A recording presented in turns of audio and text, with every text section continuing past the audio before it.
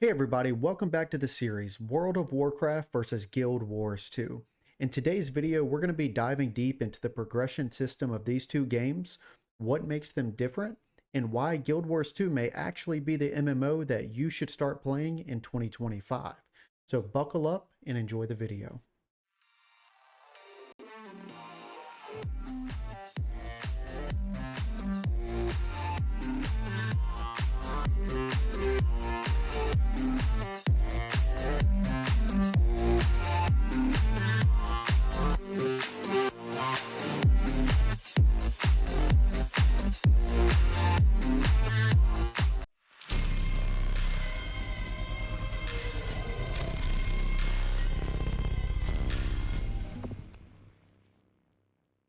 So let's start off by talking about the difference between vertical progression and horizontal progression. Most MMOs out there use vertical progression systems. In this type of system, players are encouraged to increase their power levels and gear stats throughout the game. So as you play more content and as you grind, you get better gear, which increases your stat levels. It's a lot about making the number go bigger. A new raid drops, the gear it provides is going to be objectively better than anything before it. This approach to games naturally creates a drive to become more powerful. It is very fun because it taps into the natural enjoyment of becoming stronger.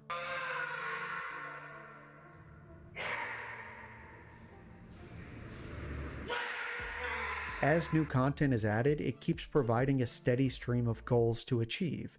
There's always a new summit to climb, and as long as the developers keep pouring in new content, players keep chasing the next best thing.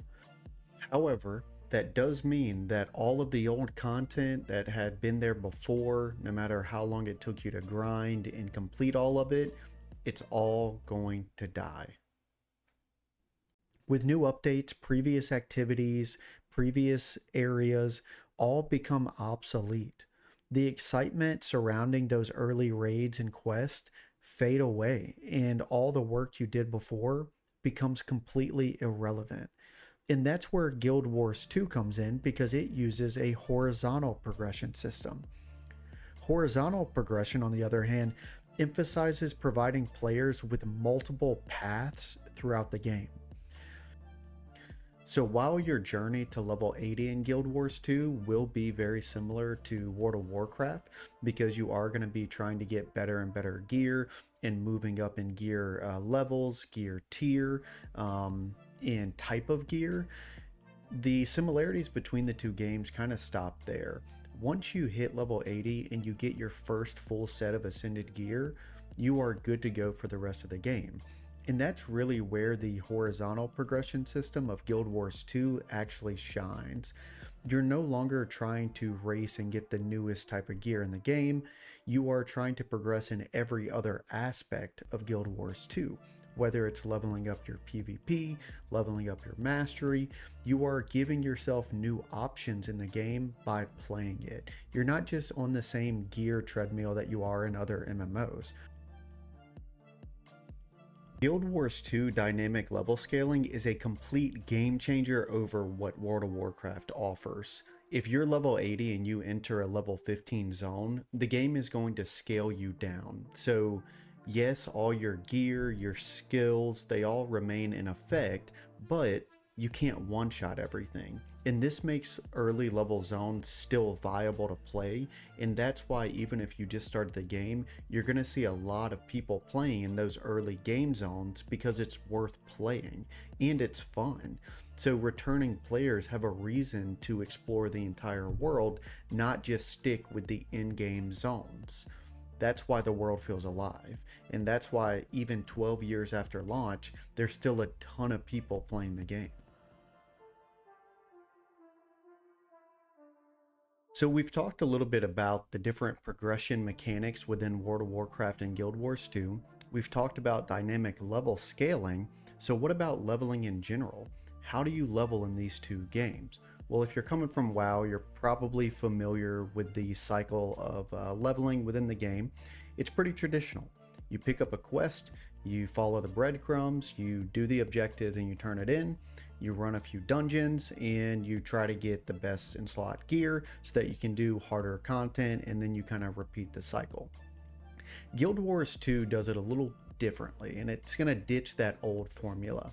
There's no quest hubs, there's no little guys with exclamation marks above their heads telling you that's where you need to go.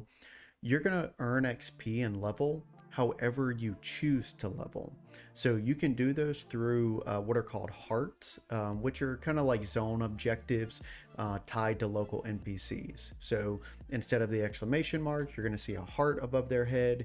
You go and do the quest for them, and then you get a merchant out of them. You get some XP, boom, move on to the next one. There's also hero points and masteries, which are kind of like mini bosses or puzzles throughout the game that you complete. And not only does it give you XP, it gives you mastery points or hero points, which you're going to use to level your character up. There's also vistas. Vistas are like platforming challenges that allow you to see different areas of the world that you may not have actually wanted to go to, except for the fact that there's a vista there. And then there's dynamic events. These are like public quests, so they're meta, but they change based on player interaction. So most of them are going to be prolonged. So there's kind of a first stage, and if the group that you're playing with completes that first stage, it'll move on to the next stage. But if your group fails, then the events that happen after are also going to change, which adds to the whole kind of living world dynamic of Guild Wars 2.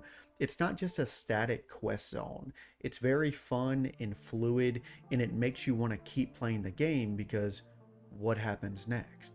So in order to level up your character, you can do it entirely through PvP. If you're just a PvP player and that's all you want to do, no problem, you can get to level 80 that way. If you want to follow storylines, you can do that. If you're not into the whole PvP thing, you can follow living world quest lines, your personal quest lines, you can do the expansions, and you can get to level 80 that way. Or you can do a mix of everything.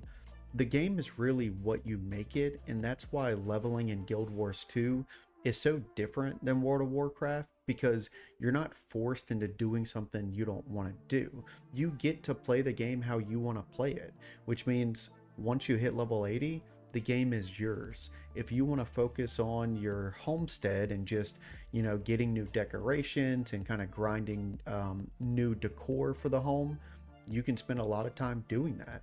If you want to become, a top ranked PvP player, you can spend a lot of time focusing on your skills with PvP.